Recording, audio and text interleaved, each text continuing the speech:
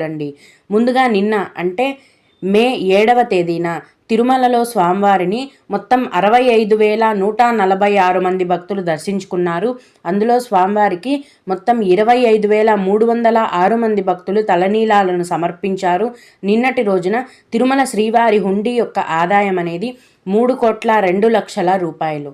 ఈరోజు కూడా ఎటువంటి దర్శనం టికెట్లు లేకుండా నేరుగా భక్తులను ఫ్రీ దర్శనానికి అనుమతిస్తున్నారండి.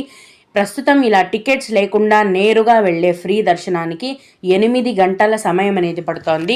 అలాగే తిరుపతిలో ఇచ్చే సర్వ దర్శనం టికెట్లను తీసుకొని దర్శనానికి వెళ్ళే భక్తులకు దర్శనానికి 3 గంటల సమయం అనేది పడుతోంది. 300 రూపాయల దర్శనం టికెట్లు కలిగి ఉన్న భక్తులకు మరియు 500 రూపాయల దర్శనం టికెట్లను కలిగి ఉన్న భక్తులకు దర్శనానికి 2 గంటల సమయం అనేది పడుతోంది. ప్రస్తుతం సుపదం ఇన్ఫాంట్ దర్శనం అనేది ఉందండి. ఈరోజు చిన్నపిల్లల సుపదం ఇన్ఫాంట్